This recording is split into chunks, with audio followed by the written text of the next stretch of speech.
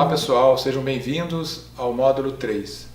No módulo anterior, nós falamos um pouco sobre a preparação do aprendente para a sala de aula inclusiva. Neste módulo, nós vamos dar continuidade às questões das práticas de ensino.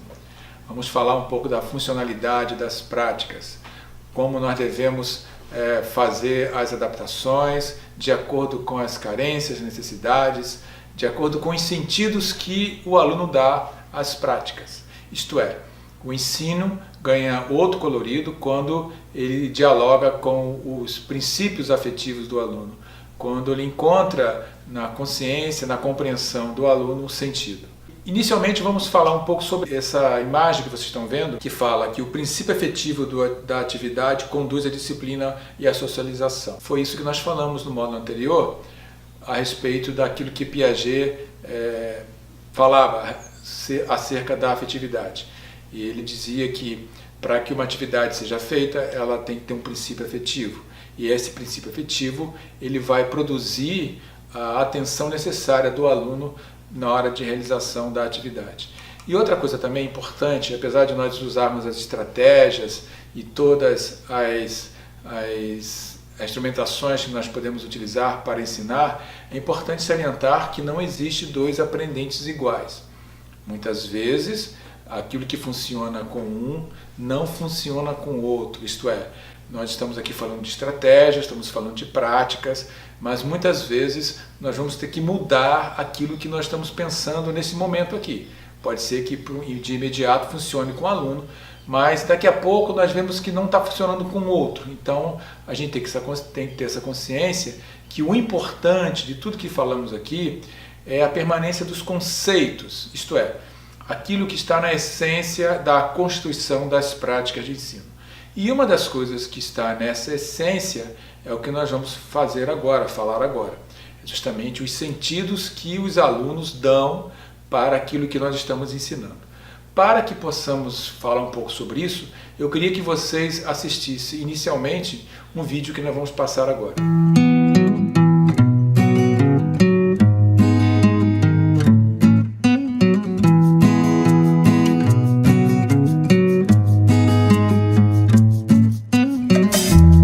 Muito interessante esse vídeo, né? Nós vimos assim, a necessidade da professora ensinar a história para aqueles alunos e as dificuldades que eles tinham de compreender aquilo que estava sendo dito, que era algo acontecido no século XIX, tão distante da sua realidade dos tempos contemporâneos, né?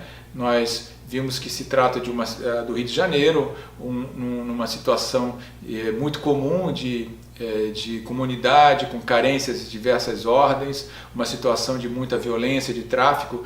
Então esse contexto que esses meninos viviam ali estava muito diferente daquilo que a professora estava ensinando, a não ser que houvesse um entendimento dentro dos sentidos que alguém poderia dar para aquela história que a professora contava ali, para aquela aula que a professora dava. Foi o que aquele menino fez quando ele, através da sua vivência, da sua experiência cotidiana no dia a dia no Rio de Janeiro, conseguiu traduzir de forma prática aquilo que a professora explicava dentro da sua realidade. Isso é muito comum nós fazermos na educação especial. Esse vídeo está aí justamente para a gente entender que muitas vezes nós vamos ter que fazer essa transposição, isto é, tem que permitir ao aluno que compreenda aquilo que está sendo ensinado dentro da sua realidade. Nós vemos agora na próxima tela aquilo que Paulo Freire fala, né? Paulo Freire diz que devemos impregnar a prática pedagógica de sentidos, isto é, tudo que ensinarmos tem que levar sentido para o aluno. Aí entra a funcionalidade do nosso trabalho pedagógico, isto é, será que o que nós ensinamos é funcional para o aluno? Ele consegue dar sentido àquilo? Ele entende daquela forma? No vídeo que nós estudamos, havia toda uma questão que o aluno conseguia compreender por conta dos sentidos que ele dava às explicações da professora. Isto é, ele entendia a partir da sua realidade, a partir do seu cotidiano. Isso também para nós é um ensinamento, quer dizer, o cotidiano do aluno é justamente propulsor das nossas estratégias. O cotidiano do aluno é também propulsor das nossas práticas, das nossas atividades para que possamos, de alguma forma, atingir seu coração. Aí o que Paulo Freire diz vai sempre de acordo com aquilo que nós pretendemos na educação especial, na educação do aluno incluído. Isto é, as práticas, os ensinos têm que fazer sentido para o aluno. O nosso aluno precisa encontrar função nas atividades pedagógicas. Talvez ele não veja função em contar abstratamente 1, 2, 3, 4, 5. Quantas vezes nós tentamos ensinar dessa forma, né?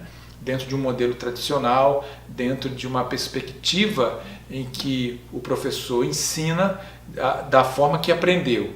Mas quando nós estamos no mundo da inclusão, lidando com alunos com tantas carências, com tantas dificuldades, é preciso que nós façamos alguma mudança nas nossas estratégias.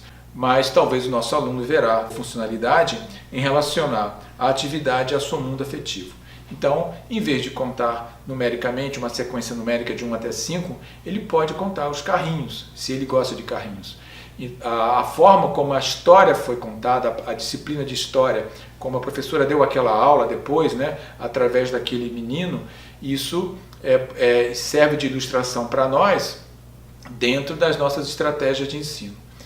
Agora, uma outra coisa que eu queria falar dentro do filme que nós assistimos é o seguinte: como é importante a participação do aluno na condição de ensinante também.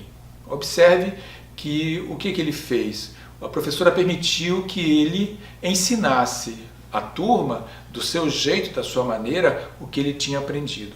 Isso se chama de aprendizagem colaborativa ou uma ação colaborativa na dinâmica de ensino-aprendizagem.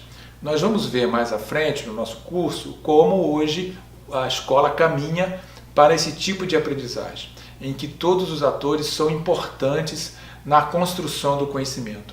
Não somente o professor que vai dirigir todo o processo, mas o aluno que vai dialogar com o professor, que vai fazer esse contrato pedagógico de duplicidade, de cumplicidade na atuação do aluno e o professor no trabalho de sala de aula.